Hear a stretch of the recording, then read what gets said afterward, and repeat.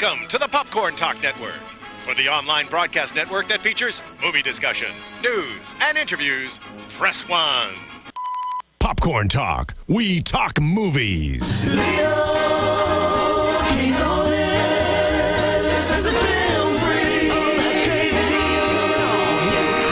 Yes, well, welcome back. It's the Film Freak Movie Interview, America's longest-running movie talk show. Leo Quinones with you. I'm not a movie critic. I will never be a movie critic. I'm just a guy who likes movies, and there's a documentary that you simply must see if you're a fan of rock and roll and you like to see how the sausage is made with one of the great supergroups of all time.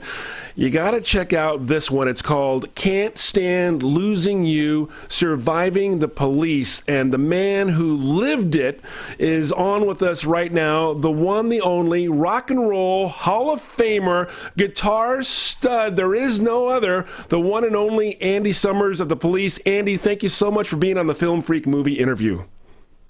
It looks like they just got disconnected, Leo. Okay. So. All right, we're gonna hang. We'll get ready. Okay. All right, we're waiting for Andy Summers, and basically what this is. Okay. It's a look inside. We're gonna restart. Perfect. I'm gonna answer, and we're gonna restart. We're gonna restart. Hello? Hey guys, we lost you. We're back. Okay. All right. We're gonna go ahead and restart, if that's all right. Yeah. Okay. Great. All right.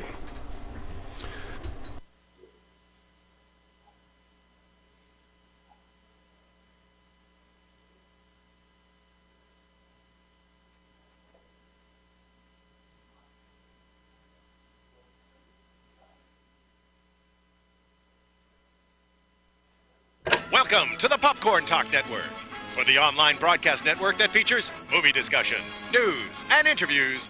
Press 1. Popcorn Talk. We talk movies.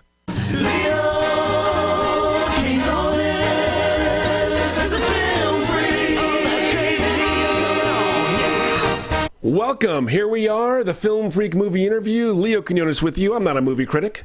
I'm just a guy who likes movies, and there's a documentary that you simply must see.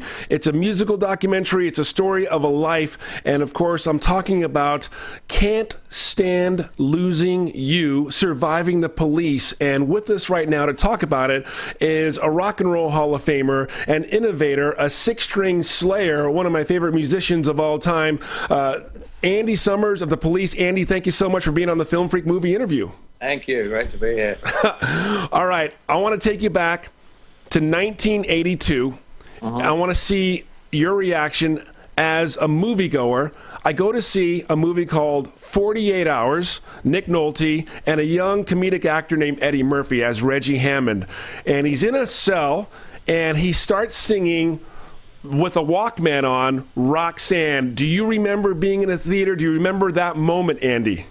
Yeah, well, before we saw the movie, we got told about it, and it felt like an incredible blessing that Eddie Murphy had picked up this song and chosen to sing it in the film, which was a very successful film, and obviously Eddie was a hot rising star. So it was sort of like authenticating our band in that song, and it helped us a lot. It was very good.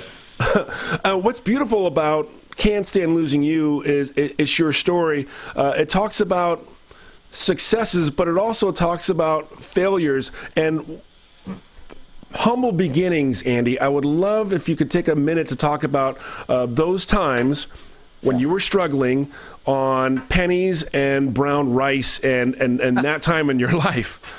Well, yeah, I mean, it was all a struggle. Before I actually got to the UK and joined the Police, which was another story, a very tough story, but, you know, I was in Los Angeles for a few years going to college and, you know, really hanging by a thread. It was, you know, kind of my, like, 5 years in the desert, if you like it. It literally was, and a very tough time for me where I did feel sort of lost.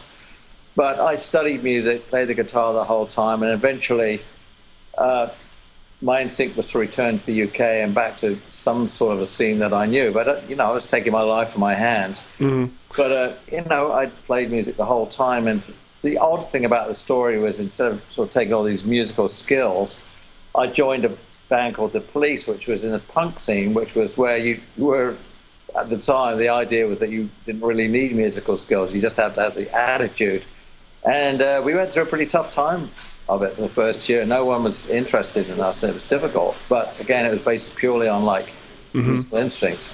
Well, going back to that time with the Police, a movie came out last year, basically the CBGB nightclub, and Yes. again, from what you had heard from the legend to when you actually played there, tell me that story. Well, of course, it was interesting because at that time, in the punk scene fury that was happening in London, somehow CBGB's in New York was like the mecca of punk. Right. And it was if you got to play at CBGB's, you got the stamp, and we got a gig there. Of course, we were completely unknown, and I remember it very clearly. I think Stuart was already in New York because his father, American, of course, and Sting and I arrived at something like 11 o'clock at Kennedy Airport.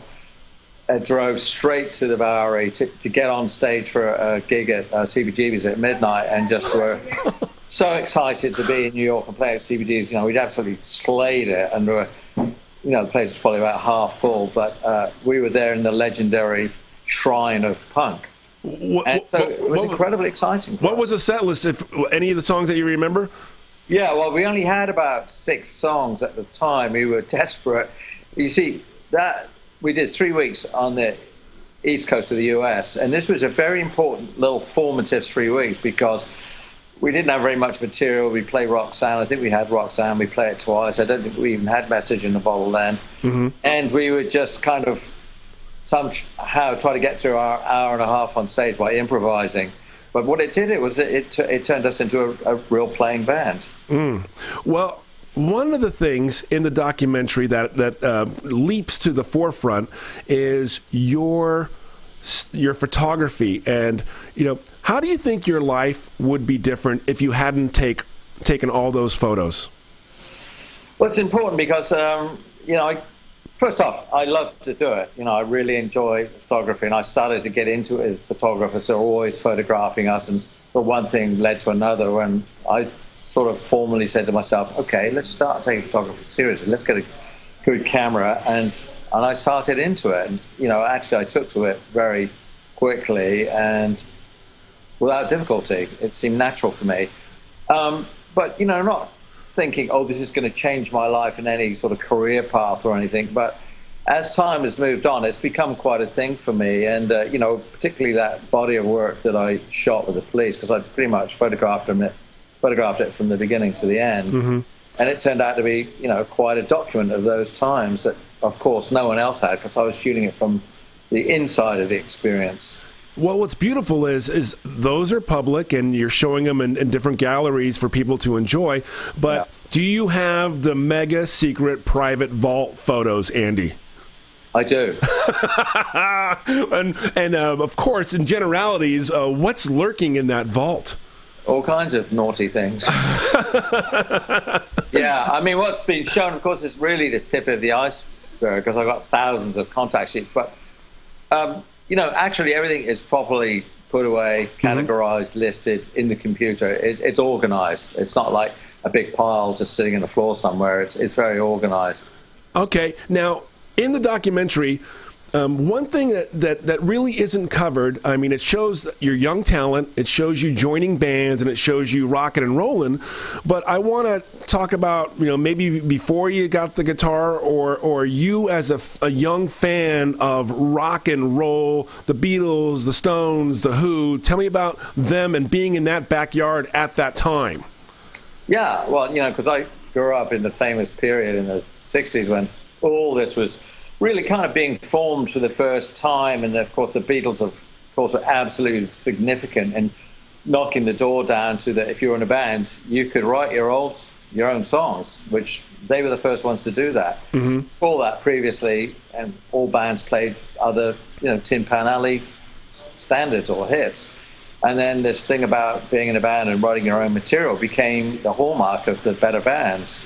But of course, it was a fantastically creative and exciting time to grow up, with a guitar, because it was all for the first time. The 60s rages on. I mean, we're still in the the revolution, as it were. Andy, tell me, please tell me the truth. Did you save your 45s? Actually, I do. I have a lot of them. And give me a couple that just spring to the front. Well, the first one that we ever had a hit with was a song called Big Time Operator. Mm-hmm. With Zoot Money in the mid to late 60s, and it got in the top 10. That was my first one. Oh, I mean, that I'm so glad, because a lot of that gets thrown away by the wayside, so it's great that you saved that. What is the state of the band now, the Police? Well, I think we're hovering. I don't know what quite the right word is. Look, you could say with this movie we're going out on tour, so no matter whether we're calling each other. In fact, I just heard from Sting and Stewart in the last few days, both of them. They're very aware that this film's going out. So I think the great thing about it is the film's going out. It sort of puts us right back out there, almost like being on tour again, and shows, let's say the might of the band captured on celluloid, if you like. When you're doing a documentary like this, hundreds of hours of archival footage are being sifted through. What were some of the things that were just, for time constraints, left by the wayside, but were also very compelling at the same time, Andy? Yeah, well, there's so much, obviously. When I wrote the book, I had probably an 800-page book, which obviously you have to edit it right down to get it real tight. You can't put everything you've ever thought of in one thing. It becomes unreadable. The same thing with the film. We probably had 10 hours, including some amazing other footage that, I think possibly we have a part 2 to this movie, because there's so much other stuff, archival footage, more stuff from us playing all over the world. There's more. There's a lot more. But you have to have a tight sort of 90-minute film that really flows, and is well edited. It's difficult to put all, it's painful, actually. Yeah, and those cuts are just so deep. And can you break down the significance of why you called it Cant Stand Losing You? I didn't call it. No, I mean, it's a very banal response to that. I mean, I always preferred One Train Later, but the film is really called Cant Stand Losing You, because obviously the commercial powers that be want to refer to the obvious. Mm-hmm. I suppose if you want to read into it, you say, can't stand losing you, I can't stand not being in the band anymore, blah, blah. But it's not the way I see it. I think One Train Later was really its well, doing this interview, I bet you didn't know this. I'm going to grant you a wish. I'm going to give you a musical instrument that was played by one of your heroes. If you could own an instrument played by one of your musical heroes, what would that instrument be, Andy? Maybe I would take Miles Davis's trumpet. That's not the response that I was actually kind of expecting. So Miles Davis and you, how so? Well, because I think Miles was one of the absolute great American masters, one of the great forces in music, and, in a way just as influential on me as someone like Jimi Hendrix. All right, well... Could have said Jimi Hendrix Stratocaster, but it seems too obvious. Well, that's an awesome one, too. Also, it's left-handed, and I'm right-handed. What about the most important critics to you, your wife and your kids? What do they think about the documentary?